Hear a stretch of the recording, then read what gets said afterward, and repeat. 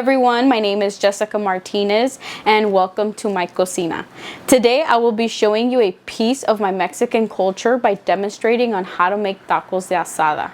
In this video I will be guiding you on the ingredients needed to make tacos de asada with a brief history of why these ingredients are utilized. Then I will show you how to make a spicy green salsa to accompany your tacos, and lastly I'll guide you on how to cook the meat. Without any further ado, let's get started. To begin, you need to learn the history of what garnishes the Mexican taco. When referring to the Mexican taco, it consists of your liking meat being served on a corn tortilla with a garnish of cilantro, white onion, and a spicy salsa. The reason why the Mexican taco is served on a corn tortilla is due to the fact that the Aztecs created the corn tortillas. Their meals revolved around the consumption of maíz, or what is today known as corn.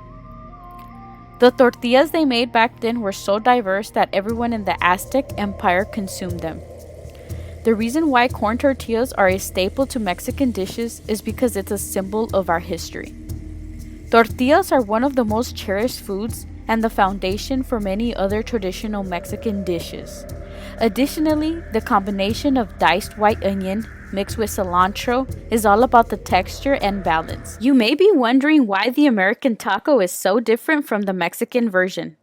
Well, in the early 1900s, the taco first appeared in the US when migrants were moving from Mexico to Los Angeles. At the time, it was seen as low-class street food. When the taco came to the US, it was extremely difficult to find its authentic ingredients. Not till New York City restaurant owner Juvencio Maldonado invented the first mechanical taco fryer. His invention paved the way for Mexican fast food to develop in the US. His patent idea inspired Glenn Bell to create his own taco fryer in 1951. This then led to the establishment of Taco Bell as being the first fast food restaurant to serve American tacos.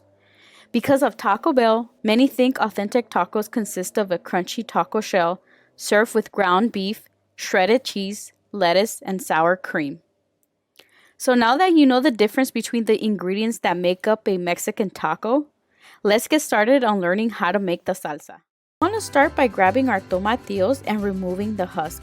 In this case, my tomatillos already came out without a husk. But if your tomatillos have a husk, go ahead and remove them. Once we remove that, we want to grab our jalapenos or serrano chilies and add them to a bowl and rinse them off with warm water. Make sure to remove the ends of the chilies because you don't want to add them into the blender when we blend our ingredients together. Then, in a medium-sized saucepan, you want to heat up 5 to 6 cups of water. Before the water begins to boil, you want to add your ingredients. Once you've added your ingredients, you want to let the saucepan boil for 1 minute. The reason we are boiling for 1 minute is because we don't want our tomatillos to burst. After the minute is up, we want to make sure we turn off the burner and cover the pan with a lid. With the burner off, we allow our ingredients to boil for 15 to 20 minutes. This method will allow our ingredients to cook. While we wait for this to boil, we're going to mince a small handful of cilantro and a full white onion. Half will go into the blender, while the remaining portion will be used for the taco garnishes. Once your timer goes off, we now want to drain out the water from the saucepan and transfer everything into a blender. The ingredients that are going into the blender are 5 garlic cloves, half of your cilantro, half of a white onion, and the tomatillos. You want to add salt and 1 cup of water into the blender. Then start the blender and blend on pulse to make sure your salsa has that thick texture. So now that we have our garnishes ready, let's get started on how to cook the meat.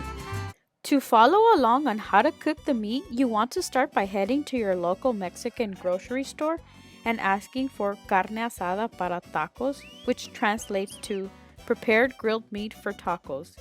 The number of pounds will vary on how many people you are cooking for. While at the store, make sure to grab the small corn tortillas for tacos. To start the cooking phase, grab a pan and turn your burner on to medium heat. In my demonstration, I decided to use my griddle since I'm cooking for a large amount of people. Then, grab the meat you picked up at your local grocery store and place it on the griddle. You want to make sure your meat is spread evenly across the griddle so it can cook well.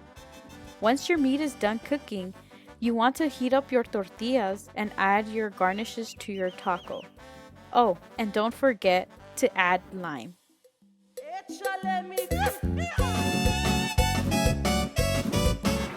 So today I talked about what ingredients make up a Mexican taco by first discussing the roots of the ingredients. Then we learned how to make green salsa, and finally how to cook carne asada. In this video, I brought you along on this journey to learn how to make Mexican cuisine. With this demonstration I provided you, I hope that in your next meal you embrace the Mexican culture. Thanks for watching.